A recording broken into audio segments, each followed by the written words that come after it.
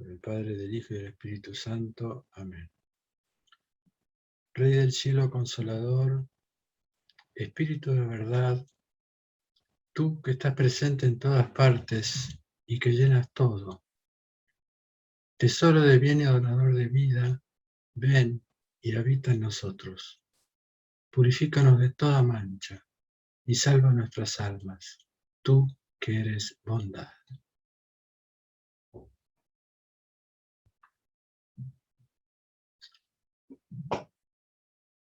Leemos el texto, hasta la vez pasada habíamos visto las tres primeras copas, hoy comenzamos con la cuarta copa. Leemos el texto de la cuarta copa. El cuarto ángel derrama su copa, ángel le agrego yo, porque el texto dice el cuarto, ¿no? Pues yo lo agrego para que tengan, por si no tienen el texto. El cuarto ángel derrama su copa sobre el sol. Se le da a abrazar a los hombres en fuego. Se abrazan los hombres con gran calor abrasador, mas blasfeman el nombre de Dios, que tiene potencia sobre estas plagas, y no se convierten para darle gloria. Ya comienza diciendo, a partir de la cuarta copa se observa el endurecimiento de los hombres y el aumento de las plagas. La cuarta copa alcanza al sol y se abrazan los hombres. El fuego robado de los cielos, la energía material divinizada, revela aquí sus consecuencias. En lugar de reflexionar sobre su experiencia desdichada, el hombre blasfema el nombre de Dios. De ese Dios, cuyo único poder sobre las plagas es el de asumirlas en su Hijo y de no impedirlas cuando los hombres se empeñan en cultivarlas a cualquier precio. En lugar de juzgarse para ser liberado, el hombre juzga a Dios y blasfema su nombre, es decir, su presencia real a través de la prueba. Por eso, el juicio se hace para ellos un fuego destructor y no un fuego transformador. Pues en el seno de las plagas existe la opción posible hacia la conversión.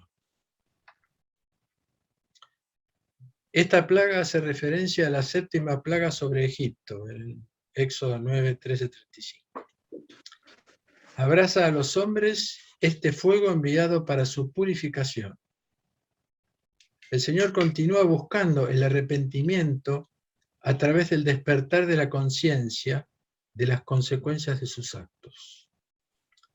De la proclamación del ángel de las aguas, que exaltaba la justeza de los juicios de Dios, y de la sangre vertida por los profetas y los santos que vimos la vez pasada, al final de la tercera copa, pasamos a la blasfemia con la que responden los habitantes de la tierra, los que rechazan el llamado de Dios a la conversión.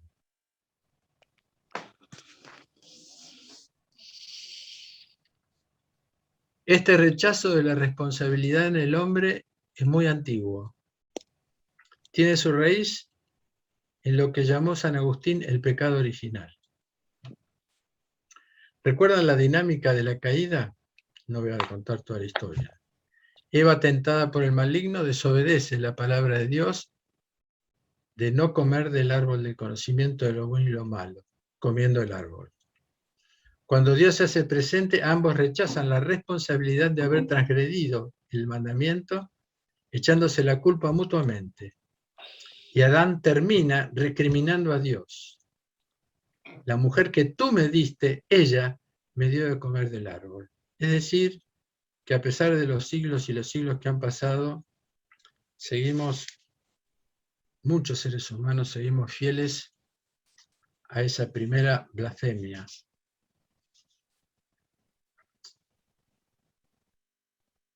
Esta cuarta copa no es derramada sobre la tierra, sino que es vertida sobre el sol.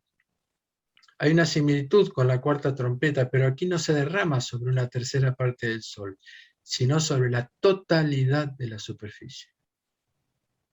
El sol es la principal fuente de energía para el sostenimiento de la vida en la tierra. todo lo que afecte al Sol en realidad repercute en este planeta. El fuego robado de los cielos, que Jack comenta, es el uso que se hizo y hace el hombre de la energía de la naturaleza para el provecho económico, sin tener en cuenta las consecuencias, que ahora se manifiestan en el calentamiento global que va preparando las próximas catástrofes que ya están ocurriendo en estos tiempos, y ya vienen ocurriendo hace tiempo, pero ahora se están como intensificando. Monseñor Martín dice: todos los sistemas de sociedad actual tienen estas lógicas, cuyas consecuencias son la desertificación, la hambruna, el aumento de la distancia entre pobres y ricos, problemas de migraciones cada vez más importantes, acá y también en Europa, una serie de desfiguraciones, de poluciones, de peligros potenciales alrededor del arma atómica y cómo se van a reutilizar esas energías. Y todo esto es una inteligencia puesta al servicio de una manipulación de las leyes de la conciencia, con elementos positivos, por supuesto, a través de una forma de tecnociencia, pero tecnociencia sin conciencia. La respuesta humana es blasfemar contra Dios, a quien hacen directamente responsable de todo este desastre. Yo lo escucho muchas veces. ¿Cómo Dios permite que pasen estas cosas? ¿Cómo Dios permite esto? Lo que este sector de la humanidad no parece percibir es el hecho de que los juicios que le han sobrevenido son el resultado de su pecado y su rebeldía. Si acusan a Dios por estos acontecimientos es porque entienden que Dios tiene autoridad sobre estas plagas, pero aún así se niegan a arrepentirse para darle gloria. La blasfemia es la perversión de la potencia irascible del alma. Es una posesión momentánea del maligno a la que le abrimos la puerta cuando cultivamos la maledicencia, la acusación, etc. San Juan Clímaco, el escritor del famosísimo libro espiritual La Santa Escala, maestro espiritual del siglo VI-VII, abad del monasterio de Santa Catalina del Monte Sinaí, dice sobre la blasfemia: la Santa Escala tiene 30 escalones de ascensión.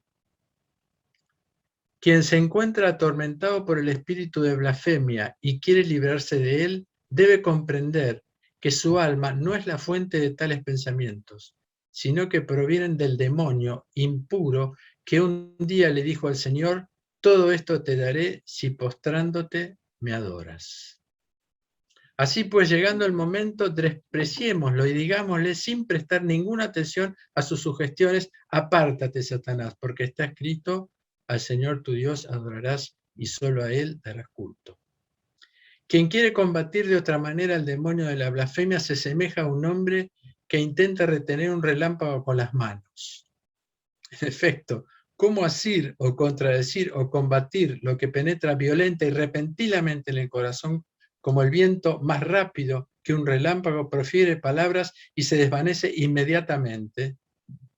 Todos los otros enemigos hacen un alto, combaten, se demoran y le dejan tiempo a aquel que lucha contra ellos. Pero no este. Apenas aparece, ya se marchó. Acaba de pronunciar una palabra y ya no está más allí. Dejemos, pues, de juzgar y de condenar a nuestro prójimo y no temeremos más los pensamientos blasfemos, pues el primer vicio es la causa y la raíz del segundo.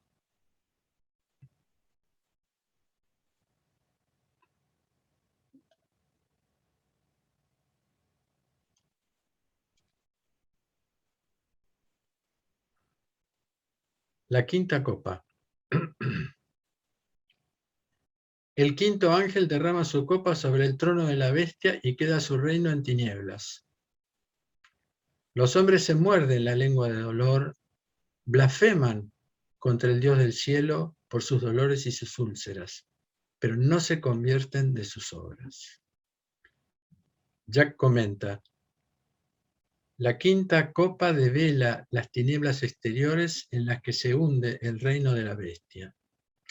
Su reino y su espíritu mismo son enceguecimiento e irresponsabilidad, lo de esos ciegos que guían a otros ciegos y van al hoyo. Frente a lo que sabe con evidencia, el hombre grita de dolor y en lugar de convertirse de sus obras, de invertir la dirección de su vida, se muerde la lengua y envenena la cultura de la cual esta lengua es el signo y el instrumento, y con sus dichos y su propaganda, con esta misma lengua blasfema a Dios. La quinta copa se vierte sobre el trono de la bestia y su reino. El reino es ese reino que el maligno le ofrece al Señor en el desierto, tentándole y prosternándose ante él. Cuando lo lleva a un monte alto y le dice que le dará todos los reinos del mundo si se prosterna ante él. La quinta plaga es similar a la novena plaga de Moisés, cuando Egipto quedó cubierto con una oscuridad total durante 3 días. Es en Éxodo 10, 21, 23. Nos recuerda al Evangelio de Marcos, cuando el Señor dice, mas en estos días, después de esta tribulación, hablando del fin de los tiempos, el sol se oscurecerá, la luna no dará su resplandor, las estrellas caerán del cielo, las potencias de los cielos serán sacudidas.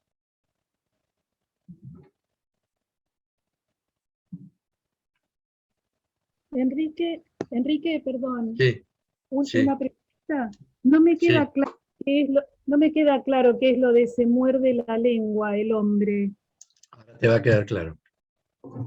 El texto dice eso, ahora te va a quedar claro. Okay. Espero.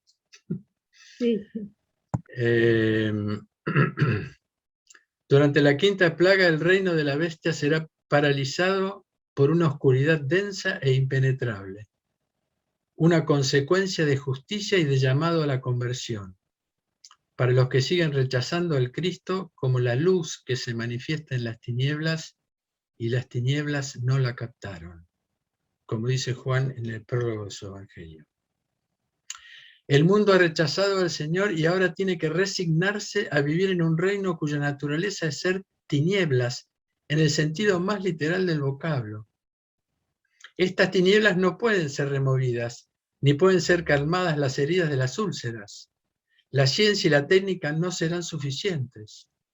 Son las tinieblas exteriores de las que habla Jesús en el Evangelio, hablando también del infierno.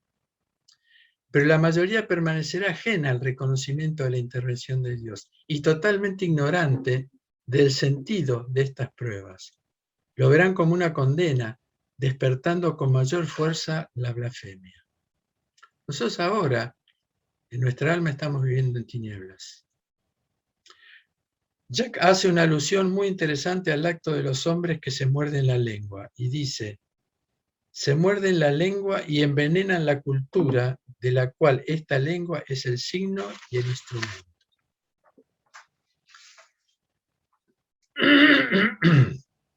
La lengua es lo que permite la palabra y la Biblia es el vehículo de la voz que transmite la palabra. El segundo de los 5 signos que Jesús da a los apóstoles acerca de los que tengan fe y serán salvados es justamente hablarán lenguas nuevas. No sé si recuerdan. Tomarán serpientes, el veneno no les hará daño, etc. Morderse la lengua tiene el significado de culpa, de autorreproche, de remordimiento. Remordimiento.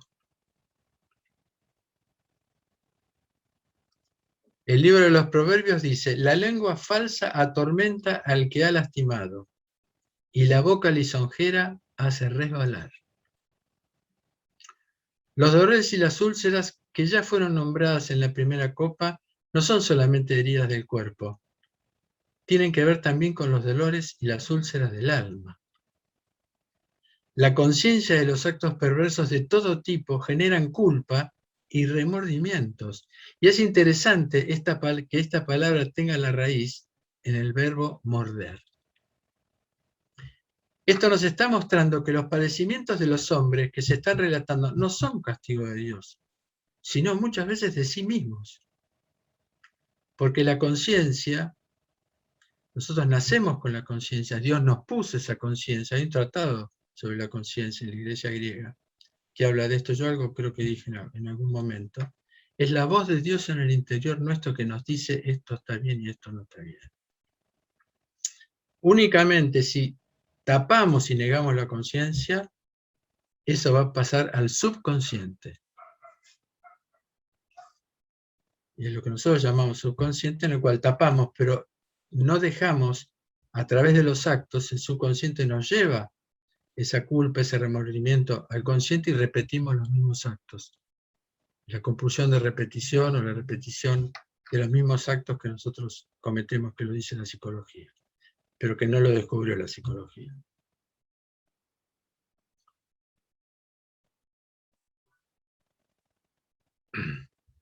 Y esta culpa y remordimiento muchas veces fueron y son promovidos por las iglesias, lo mismo que el castigo. Entonces, ¿qué tiene de evangélico promover la culpa y el remordimiento si eso es justamente la herida que tienen los hombres, que tiene el hombre? ¿Cómo multiplicar eso? ¿En dónde está la salvación? ¿Dónde está el amor de Dios en eso? Y esto es una distorsión de la palabra y de los actos divinos. Dice Mata el Mezquín, Dios ha querido otorgar al arrepentimiento el doble honor, felicidad, gozo y alegría, de modo que un pecador no se desanime o tenga temor de volver a los brazos de Cristo, que la gloria de la cruz pueda prevalecer sobre la infamia del pecado y que la bondad de Dios, siempre pronta a justificar al impío, sea glorificada. Aunque un pecador que se arrepienta pueda difícilmente ser notado en el mundo, la Biblia afirma que el cielo entero recibe con alegría el arrepentimiento de un pecador y se alegra cuando un hombre es justificado. Esa es la justicia de Dios, el hombre justificado. El arrepentimiento es la más grande de las obras de las cuales la humanidad puede estar orgullosa, sigue diciendo Mata el Mezquín, porque quien se arrepiente responde al poder que Dios tiene de perdonar y de justificar y obtiene mediante la contrición el fruto de la cruz y la santificación de parte de Dios. Esa es la justificación, no la nuestra, la justificación de Dios, ajustarnos a Dios.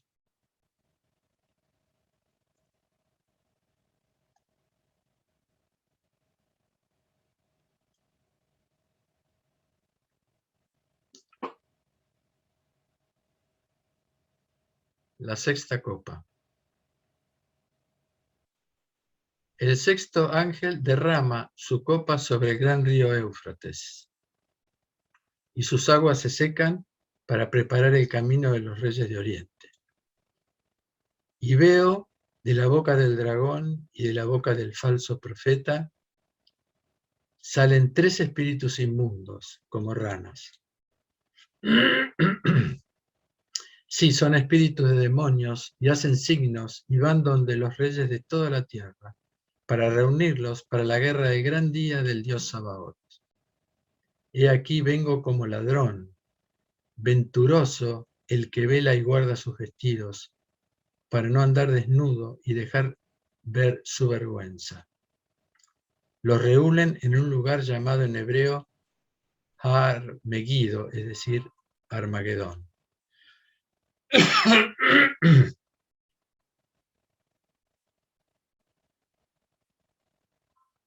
Jack comenta, con la sexta copa que evoca el número del hombre, se devela la alianza entre las potencias demoníacas y la reunión de todos los ejércitos humanos.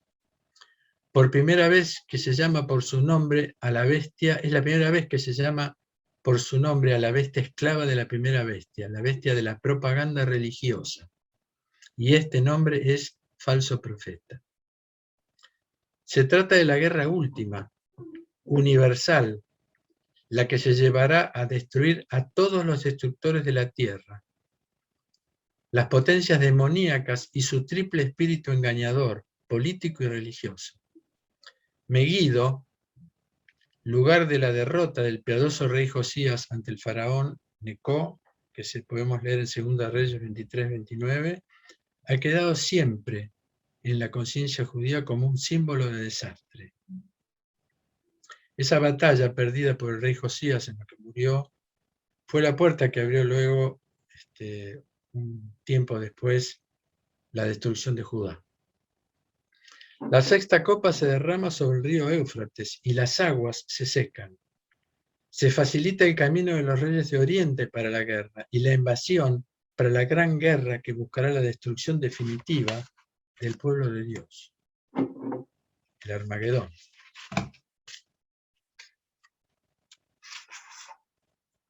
Este juicio también está relacionado con el de la sexta trompeta.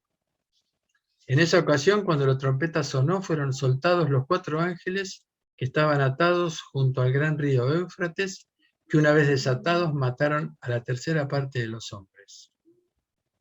Ahora, el gran río Éufrates vuelve a estar en el centro de la acción. Tal vez debemos pensar en él como la frontera oriental de Israel, como lo que se está preparando para atacar a Israel. Megiddo es el lugar donde Israel, acá estaba, me había olvidado, participó de varias batallas. En este caso nos habla de una batalla en la que el rey Josías perdió contra el faraón y que fue la puerta que abrió la destrucción de Judá poco tiempo después. La Trinidad diabólica, el gran dragón, la bestia política y la recientemente nombrada como el falso profeta, la bestia de la propaganda religiosa, convocan a los reyes de la tierra para luchar contra el Señor. El asunto parece importante porque la Trinidad diabólica está implicada en ella, el dragón, la bestia política y el falso profeta. Su actividad se centra en convencer a los reyes de la tierra para reunirse para la gran batalla final contra el que está montado en el gran caballo blanco, el fiel, el verdadero, y su ejército, como nos dice el texto, un texto que van a oír con Clara en el sexto septenario.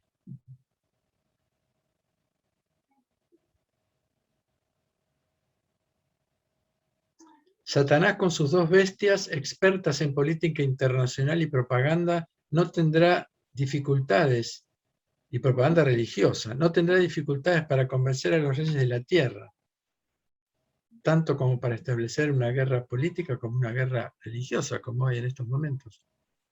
Acaban de tomar nuevamente Afganistán, una guerra religiosa. En su campaña de propaganda usarán también las señales que hizo la bestia, que son relatados en el 4.º signo, cuando dice que la bestia hace grandes signos, hace bajar a la tierra fuego del cielo frente a los hombres, que vimos en los signos, en los 7 signos. Los 3 espíritus inmundos que salían de la Trinidad diabólica eran como ranas, nos dice el texto. Y como dice el igúmeno Mitileneos, son presentados aquí como ranas que croan toda la noche en los pantanos y en las ciénagas. Como en cada 6.º elemento de los septenarios, pero como un llamado a algo inminente, aparece una palabra distinta. Un anuncio que ya oímos en la iglesia de Sardes y que el apóstol Pablo y también Pedro anuncian en sus epístolas. He aquí vengo como un ladrón, venturoso el que vela y guarda sus vestidos, para no andar desnudo y dejar ver su vergüenza. Creo que estas palabras insertadas aquí también son un pedido misericordioso del Señor ante la inminencia de lo que va a suceder, que será anunciado en la próxima copa y se cumplirá en la 3.ª visión del próximo septenario. Apúrense, el Señor viene como un ladrón.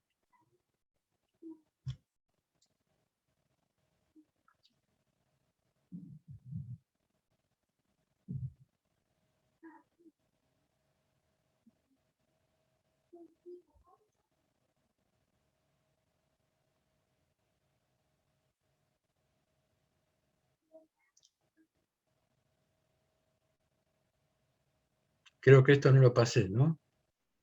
El texto, creo que no lo había pasado. Bueno, igual se lo leí. Y esto es lo que dice Jack. La 7ª copa. La lectura del texto nos dice lo siguiente. El 7.º ángel derrama su copa en el aire, y una voz fuerte sale del templo proveniente del trono que dice, ya está. Sobrevienen relámpagos, voces, truenos y un gran terremoto, como no hubo terremoto desde que existen los hombres sobre la tierra. La gran ciudad se hace 3 pedazos y las ciudades de las naciones se desploman. Babilonia la Grande es convocada frente a Dios para que Él le dé la copa del vino espumante de su quemadura. Toda la isla huye y los montes desaparecen, y un gran granizo de piedras, como de un quintal, cae del cielo sobre los hombres. Los hombres blasfeman contra Dios por la plaga del granizo, pues grande es esta plaga, excesivamente.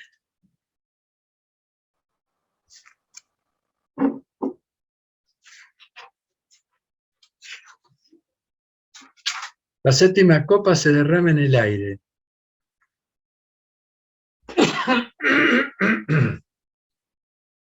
El elemento que engloba la tierra, el mar y los ríos, y es iluminado por el sol. Es la síntesis y el resultado de las 6 primeras copas, al mismo tiempo que el anuncio del 6º septenario, la caída de Babilonia, de todas las ciudades y de sus orgullosas torres, la desintegración final de la civilización deshumanizante. Por fin se producirá la ruptura entre las potencias infernales que el hombre eligió como sus dueñas, y los hombres mismos, golpeados por este desastre como por un granizo masivo. Pero todavía blasfeman. No comprenderán tal ruptura hasta el día en que esas potencias sean no solo vencidas, sino destruidas. Este es el comentario de Jack. El 7º ángel vierte la copa en el aire, es decir, en la atmósfera, que, como dice Jack, engloba toda la tierra. Se producen relámpagos, voces, truenos y un gran terremoto. Se repiten los fenómenos que indicaban la presencia de Dios en el monte Sinaí. No sé si recuerdan. Al amanecer el 3er día hubo truenos y relámpagos, y una densa nube cubrió la montaña y se oyó un fuerte sonido de trompeta. Todo el pueblo estaba en el campamento, se estremeció de temor. El humo se elevaba como el de un horno, y toda la montaña temblaba violentamente. Una voz que sale del templo dice, ya está, o hecho está.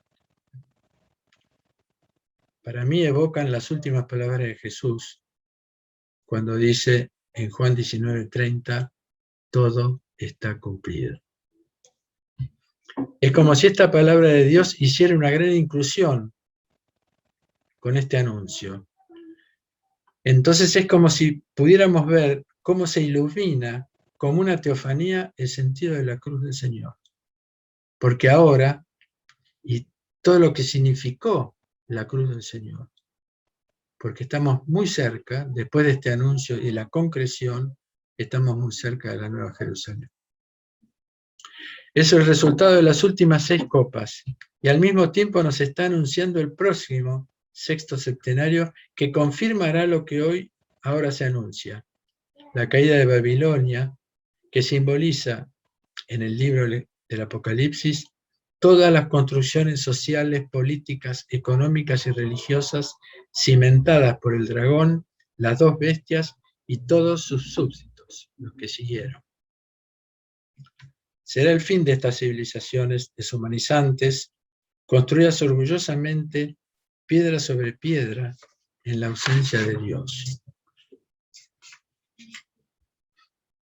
En el Evangelio de Mateo, a los discípulos que le mostraban al Señor orgullosamente la construcción del templo, Jesús les anticipó que no quedaría piedra sobre piedra.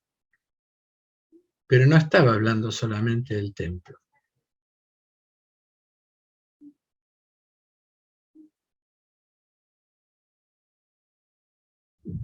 Como dice Monseñor Jean, San Juan de San Denis, discúlpenme, han escuchado el Evangelio. El Cristo habla de la destrucción del templo. Luego, después de una pausa, va al monte de los olivos. Los discípulos le hacen preguntas, en particular sobre el fin de los tiempos, sobre la destrucción del templo. Él responde ante la multitud por su discurso, así como habla en secreto con los íntimos, de distinta manera.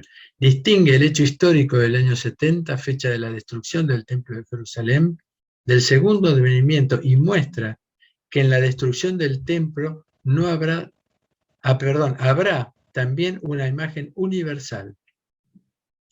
Cuando dice no quedará piedra sobre piedra, no habla solamente del templo de Jerusalén.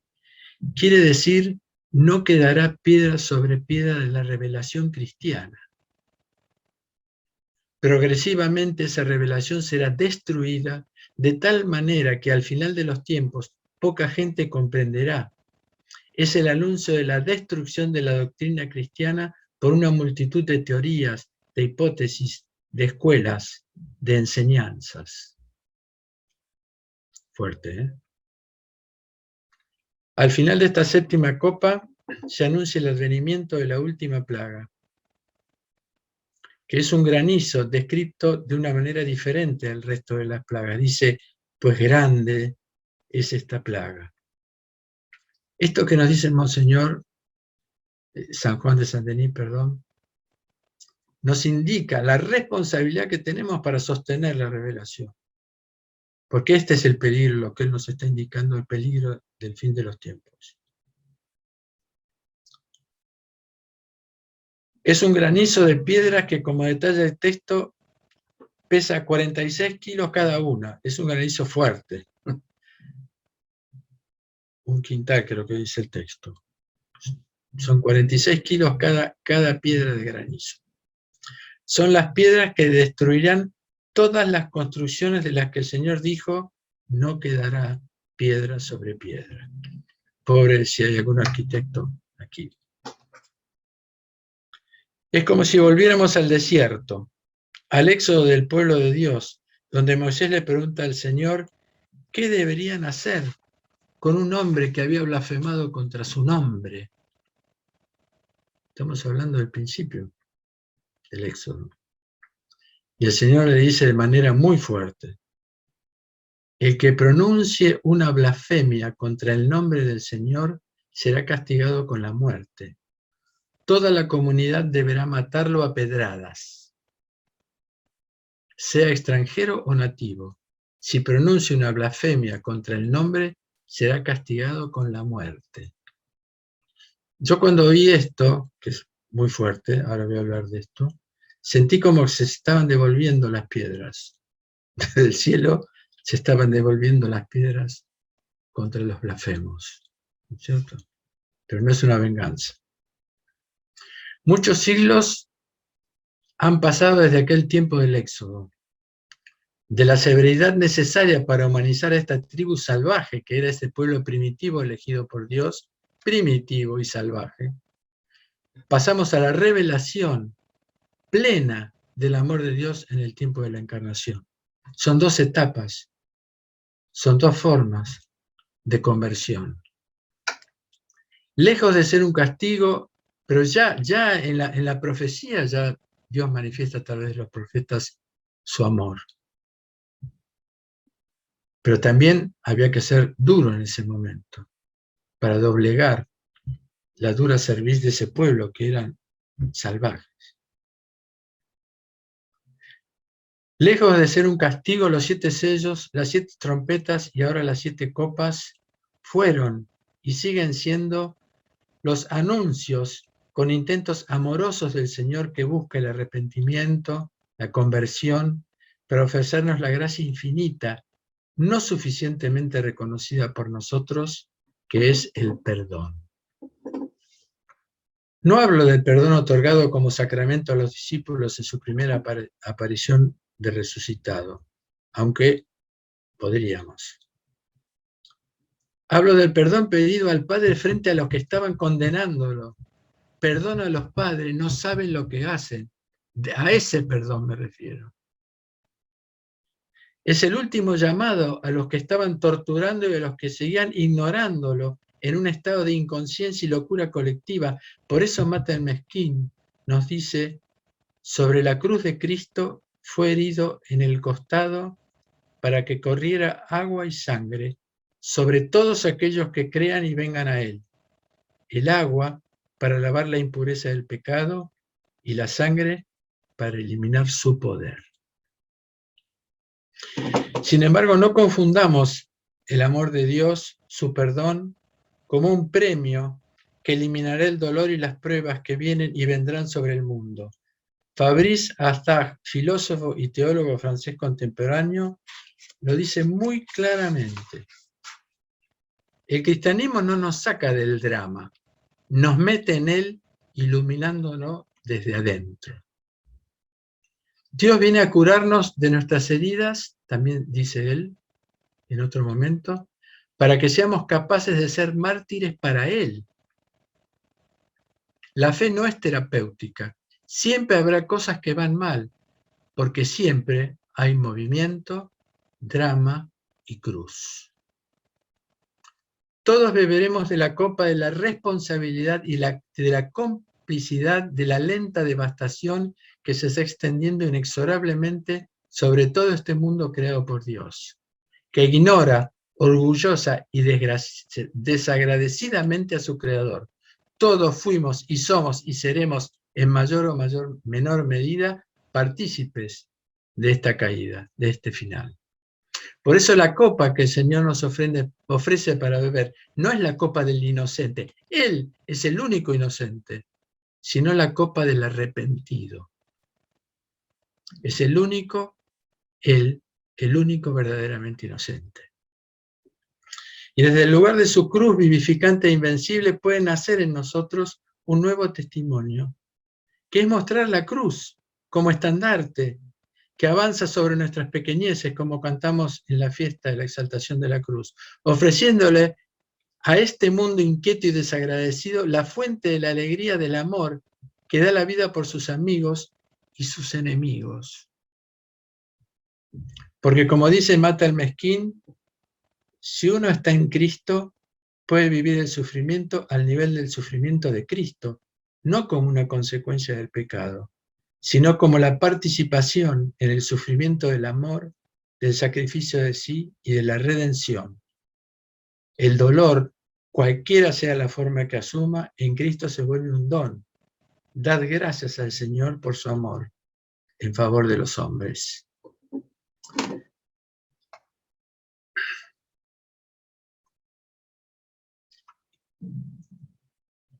Termino con unas palabras de Monseñor Martín, que nos contó cuando vino en 2019.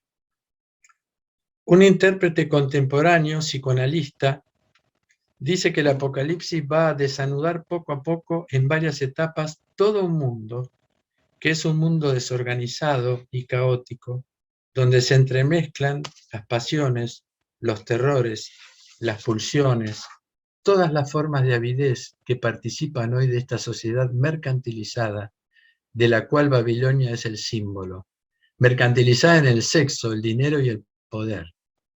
Esto termina por darse vuelta contra el hombre y esclavizarlo. Por lo tanto, en el Apocalipsis, la revelación de Jesucristo pasa y vuelve a pasar en 3 etapas por el trabajo de la espada. O la hoz, como nos contaba el texto del Apocalipsis que decía Clara. Por la espada que es una espada de verdad, que viene a interrogar, revelar, manifestar todos estos lugares de confusión. En los sellos, los desastres que ocurrían concernían solamente a 1/4 de la tierra. Purificación. Una segunda etapa llega, más profunda, y es 1/3 de la tierra, siempre con las mismas imágenes que se repiten. Y al final del Apocalipsis, al final del derrumbe, la tercera etapa, toda la tierra, que son las copas. Ahora bien, ese proceso se produce en cada uno de nosotros. Y a mí me parece muy importante terminar con este texto, porque es muy importante el trabajo sobre sí mismo, que es dejarse hacer por Dios, con un esfuerzo, porque es lo que nos va a permitir, o lo que nos permite, que ese trabajo se vive en todas estas etapas que nos cuenta el Apocalipsis. Juan está hablando no solamente del trabajo colectivo, de la situación colectiva del mundo, está hablando de cada uno de nosotros, que pasamos por estas etapas, y que debemos discernirlas, para no ser cómplices, o ser cómplices menores de esta situación.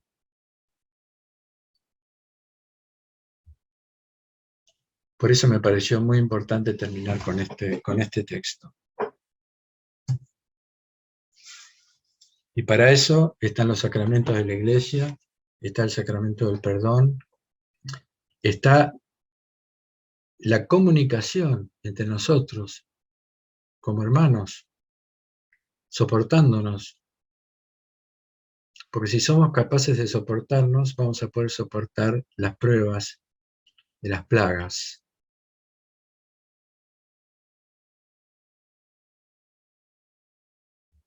Bueno.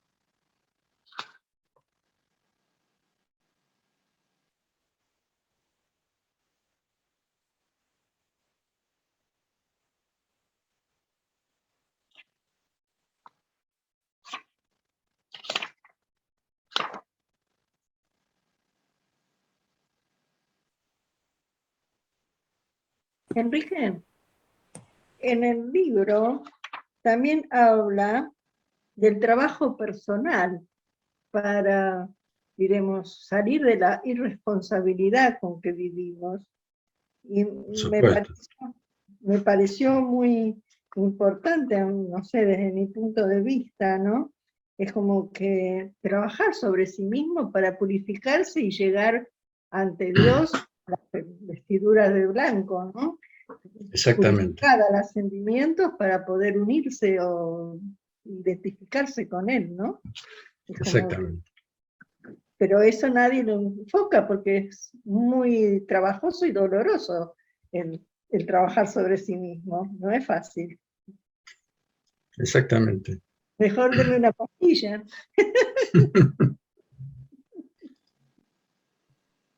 Por eso me interesó lo que dice Fabrice Artag, ¿no?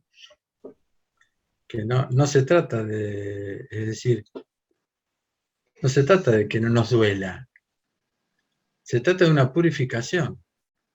Claro. Ahora, también hay que tener mucho cuidado porque, como dice Monseñor San Juan de Saint-Denis, perdón, dice que va a haber muchas teorías, muchas explicaciones, muchas cosas que van a indicar, no van a hablar de cómo tenemos que perdernos y perder en la batalla del Armagedón, van a decir cómo nos vamos a salvar. Es decir, hay que tener mucho cuidado, por eso, mucho cuidado con las teorías del trabajo sobre sí mismo, porque muchas veces el trabajo sobre sí mismo a uno lo encierra sobre sí mismo. Por eso es muy importante pertenecer a una comunidad. Porque el trabajo sobre sí mismo es en relación a los otros también. Y en eso la liturgia ayuda muchísimo. En la liturgia está muy claro que cada uno tiene su rol, nadie se opone, nadie opina, cada uno tiene su rol, nadie está sobre el rol del otro, tiene todos los ojos puestos en Dios, todo está dirigido a Dios, el arte, la música, los cantos, todo está dirigido a Dios. Una música especial, sagrada, una iconografía especial, todo está dirigido a Dios. Nos olvidamos de nosotros mismos en la liturgia. Y en el tiempo litúrgico yo tengo que festejar el Viernes Santo y resulta que me pasó algo genial. Es decir, nos hace salir de nuestros condicionamientos.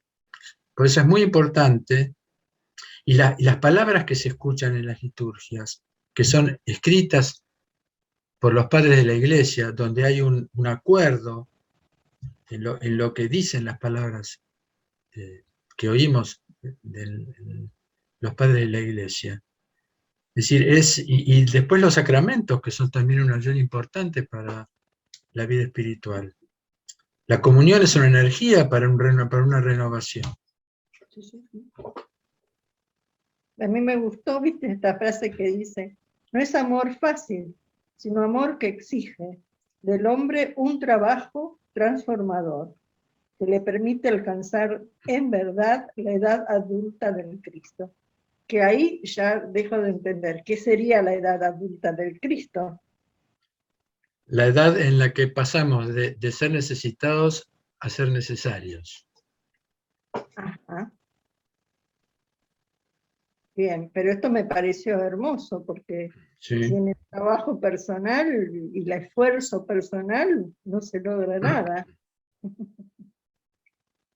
No es solo saber, sino hacer.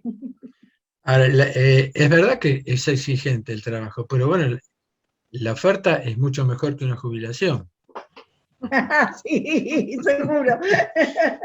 aunque sea de privilegio. Sí. Gracias, Enrique. Yo creo que es muy, ¿puedo? Por favor, claro. Creo que es fundamental y muy interesante todo lo que se acaba de decir sobre el trabajo sobre sí mismo y sobre esta visión de interiorización de todas estas plagas, ¿no? Es una interpretación que se hace también sobre las plagas de Egipto, que no fueron fenómenos naturales, sino que fueron fenómenos interiores, digamos, por lo menos que explicaron toda la evolución del corazón del faraón y por lo tanto del nuestro. Es una interpretación no solamente válida, sino magnífica. Pero creo que vivimos también en una época en la que podemos ver las consecuencias exteriores de este mundo interior. Sí. Es decir, que el corazón endurecido del faraón no solamente fue para el faraón, fue para todo su pueblo. Y el corazón endurecido de cada uno de nosotros no solamente es para nosotros, sino para toda la tierra, la creación que nos rodea y la que no nos rodea. Quizá es uno de los momentos de la historia en lo que es más posible ver hasta qué punto el mundo exterior depende del corazón del hombre. Y eso creo que también es una de las maneras de justificar las imágenes del Apocalipsis, las que acabamos de ver en las copas y que Enrique acaba de explicarnos. ¿Por qué no solamente habla del corazón del hombre, sino que habla de la tierra, del mar, del aire, del sol? Porque efectivamente todo el universo está conmocionado por la dureza del corazón de cada uno. Así es.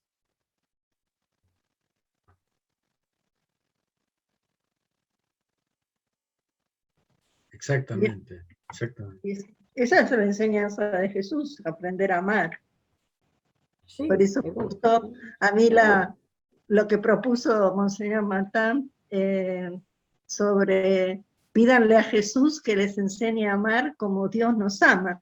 Me parece sensacional eso, porque esa es la apertura del corazón al amor incondicional, ¿no? Y funciona. Monseñor, otro de los, claro, yo tuve que poner algunos textos, no todos. Monseñor dice algo muy hermoso, que es, el amor nos ama, pero no es amado. Qué bueno, esa no la había escuchado, pero está buenísima. Pero la solución es pedir a Jesús que nos enseñe a amar como nos ama a Dios. Me parece fantástico eso.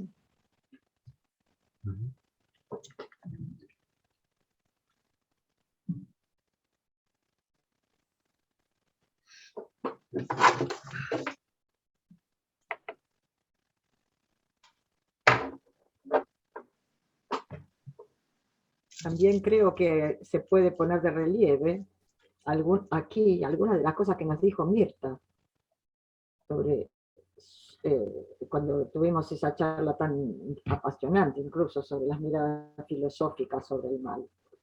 Es decir, nuestro grado de responsabilidad. Mirta concebía sobre todo el mal, yo creo, como la sombra de nosotros mismos, y por lo tanto la enorme responsabilidad de nosotros mismos en que ese mal deje de hacer mal. Sí, iluminar la sombra sería, ¿no?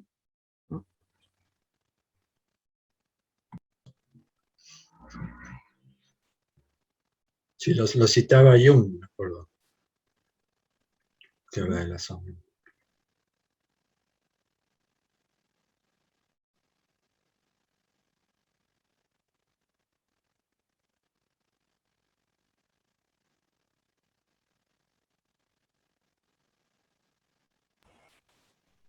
Y una cosa, el de la sexta copa,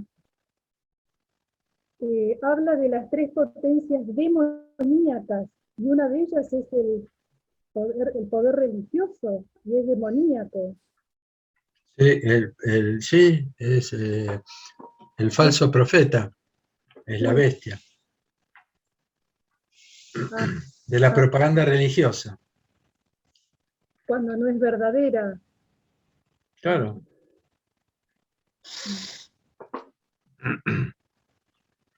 O sea, falso profeta vendría a ser no sé, los sacerdotes que no enseñan bien las cosas, que no hacen una buena catequesis o una buena homilía o algo así también.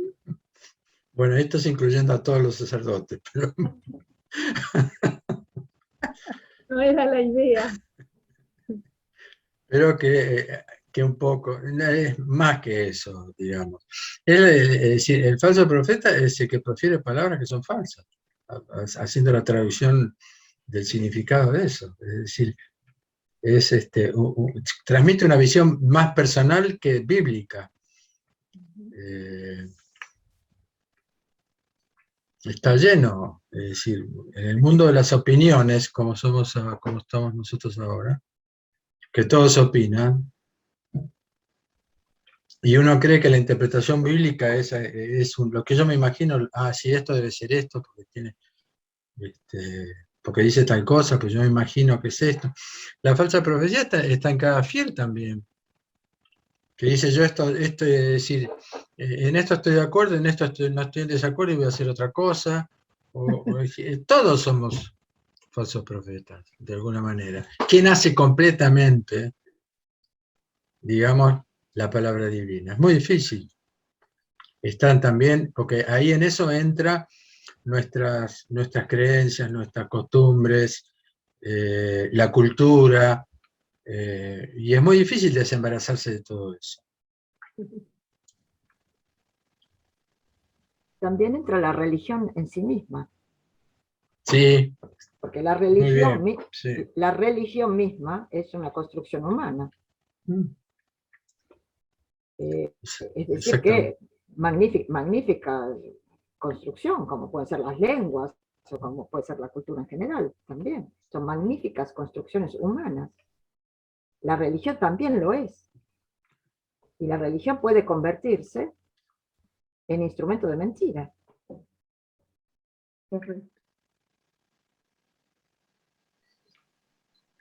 Cristo no fundó una religión, fundó una manera de vivir. Claro. Iglesia es convocatoria, es un llamado. Después vinieron los edificios, Después vino la iglesia. La iglesia que no solo fue convocatoria, sino también creadora de religión. Sí. Y ojo, porque está muy claro el Apocalipsis, y lo que dice San Juan de San Denis es muy fuerte. De tanta nueva iglesia, de tanta modificación, de tanto, es decir, ahora el cristianismo, es decir, ya no se habla de cristianismo, se habla de localidades como Roma, o de fe como ortodoxa, como nombres de la iglesia anglicana como localidad, bueno, no me salen el protestantismo lleva nombres. Después ahora cada uno por una iglesia. Estuve un año en la universidad y se hace llamar pastor y opina sobre la iglesia. Y ya estamos en una situación donde todo eso ya está. La Iglesia Universal del Reino de Dios tiene apóstoles, tiene obispos, tiene sacerdotes. La iglesia de los antroposóficos también. Esa es una cosa más seria y más antigua. La Pero antroposofía es interesante, pero más antigua, tiene una medicina, tiene una enseñanza muy interesante. Sí, pero no Pero digamos, el amor. claro, es decir, es lo que pasa, pero hay cosas más serias y cosas menos serias, ¿cierto? De lo que yo estaba hablando era algo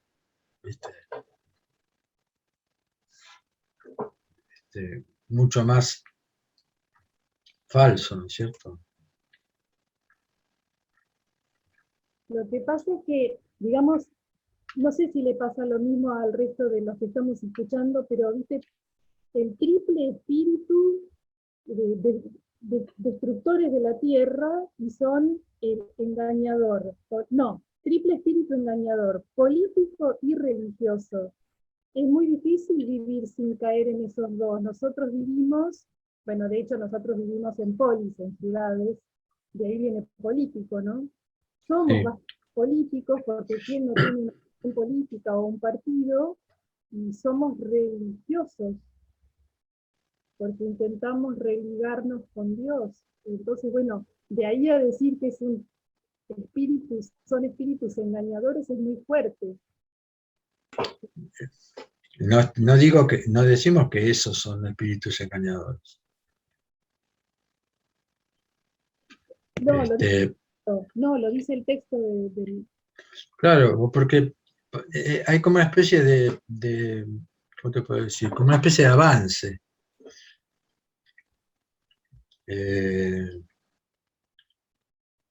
Bueno, no voy a hablar cómo actúa el maligno, pero es decir, se van produciendo determinadas distorsiones pequeñas que dentro de 10 años son casi se oponen al fundamento. Al espíritu que le dio origen. Exactamente. Al impulso original. Que es un poco lo que ha pasado, digamos, hemos pasado de una...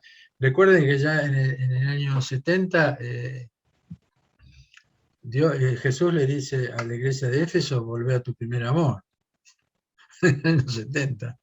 Ya entonces. Claro. Hay que volver al primer amor. ¿Qué queda para nosotros entonces? Claro. Pero bueno, tampoco se trata de una especie de conversión espontánea, que es mentira. Pero se trata de ir de a poco, en comunidad. Cada vez va a ser más importante la comunidad, para ayudarnos mutuamente, porque vamos a ser pocos. Vamos a ser, yo me incluyo, espero. Pero por eso es importante la relación, este pequeño grupo que somos ahora. Que podemos hablar. Perdón. No, seguí. No, ya había terminado. Yo digo que no puede referirse también a la actitud de los hebreos ante el dominio romano, que procuraron hacerse, diremos, pactos con los romanos para tener derecho a seguir predicando, pero después se contaminaron y se mimetizaron con los romanos, viendo actitudes de poder que no iba. Mira, doy gracias que no está el padre Agustín. Porque si te escuchara lo que estás diciendo, pediría tu dirección y te pondría una bomba en tu casa, porque él es el presidente de TJC2, que es un movimiento mesiánico cristiano. En lo que ellos dicen exactamente lo contrario. Es decir, no tiene que ver con... Es decir... Eso lo leí, no es que yo lo sé. No, pero... digamos... no creo que valga la pena hablar de eso, pero no pasa. Eso es, de alguna manera, me da la impresión como que le echamos la culpa, ¿viste? O a los judíos, a los estos, a No, los otros. no. Este, o, hay que entender a los padres, los primeros padres de la iglesia.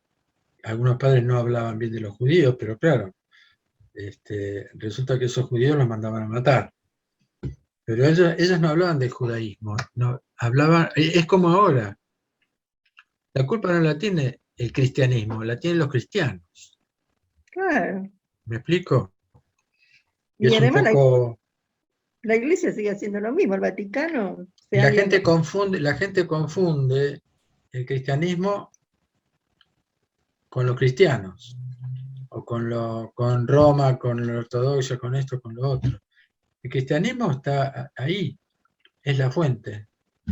Nosotros tomamos, no tomamos, tomamos un poco, dejamos. Hay un libro de un escritor ruso que yo me compré en España que habla sobre eso. Un segundito.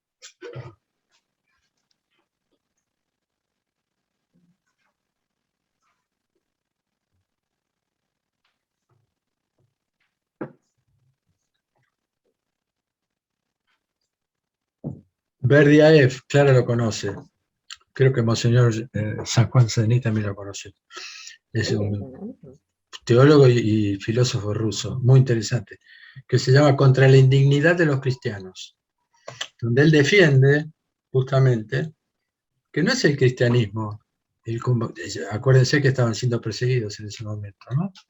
En Rusia. Lo que pasa es que nosotros no transmitimos el cristianismo. Es decir,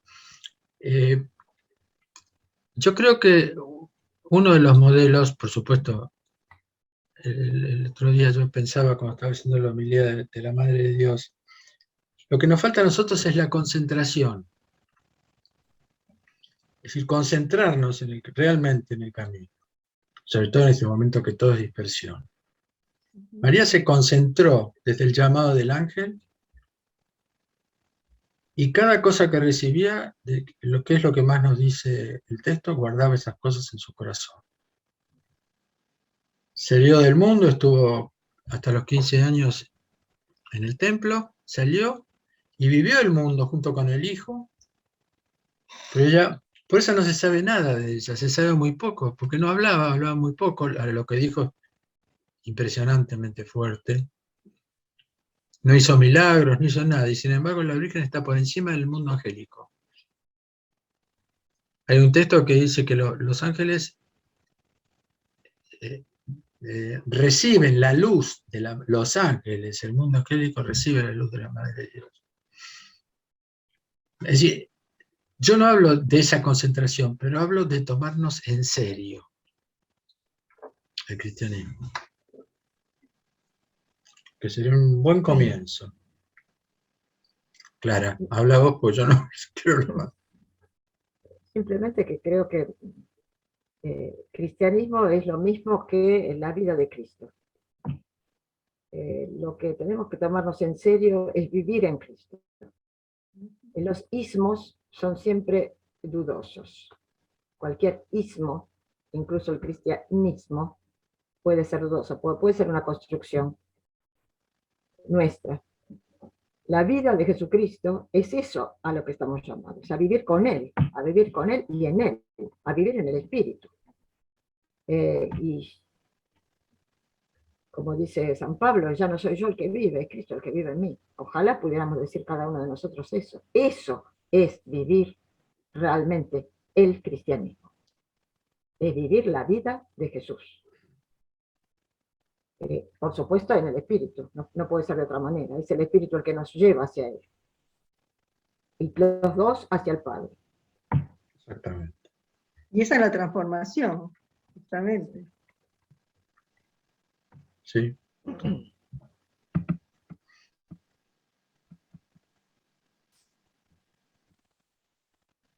Me acuerdo que cuando vivía nuestro padre Jack, mi padre espiritual también. Cada vez que había un problema en la iglesia que nos reuníamos, decía, ¿qué haría Dios en este momento?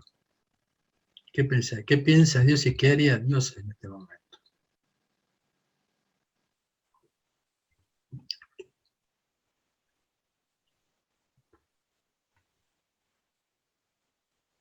No es fácil saberlo. Muchas veces no es fácil saberlo. Pero está bien hacerse la pregunta. Es darle un lugar a Dios en nuestros problemas. Y saber esperar, saber aceptar mansamente las cosas que vienen, con la certeza absoluta que es lo mejor que nos puede pasar, frente a nuestro estado.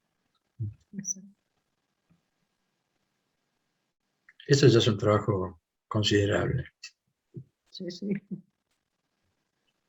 Pero maravilloso, porque aceptás la vida y aprendés, porque si no protestás solamente. Sí, la verdadera vida. Ah, Bueno, acá se termina este pequeño ciclo, se interrumpe, mejor dicho, este pequeño ciclo porque vamos a hacer un ciclo de 3 reuniones. Clara, vos que lo organizaste, hablas mejor que yo, sobre el transhumanismo.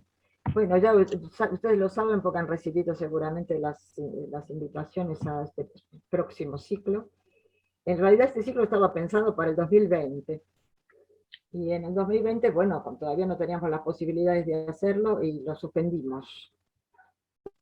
Habíamos ya invitado y conectado a estas personas que van a participar. Es un grupo muy interesante de mujeres filósofas que conocimos a través de siempre nuestra amiga infaltable e infalible, Mirta Campbell. Mirta Campbell.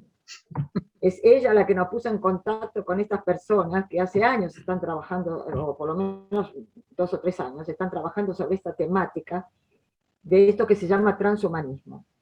Y bueno, de hecho se pasó todo ese ciclo hasta este año, hasta este nuevo año, y me pareció extremadamente interesante que se insertara dentro de nuestra meditación sobre el Apocalipsis.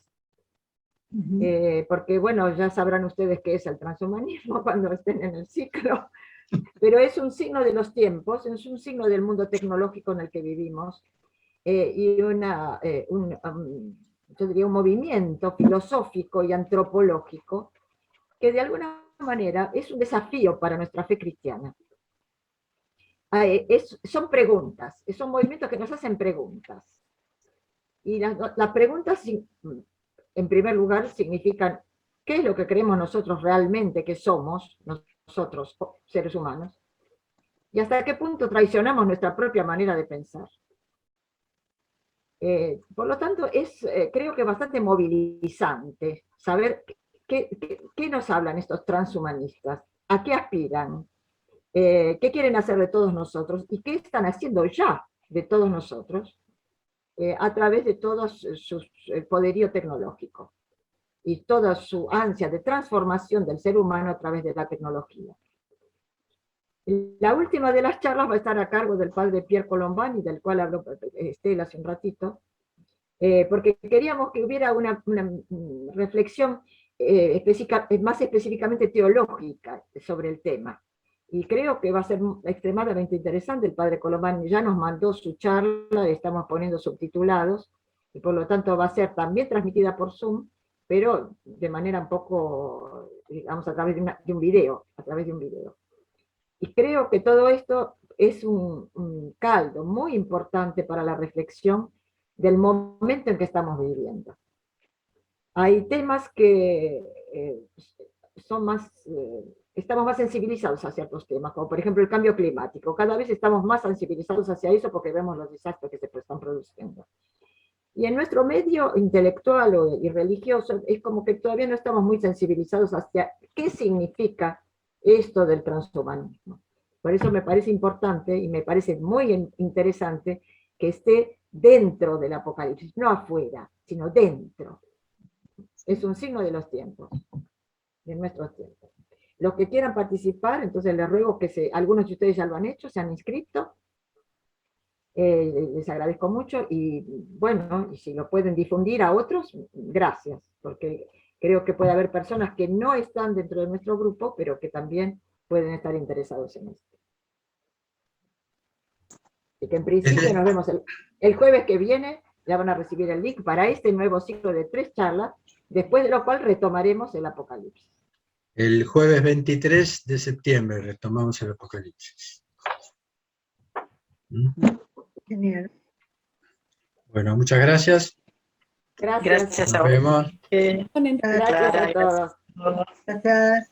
Y Chao. Gracias, Darío. Gracias. Gracias.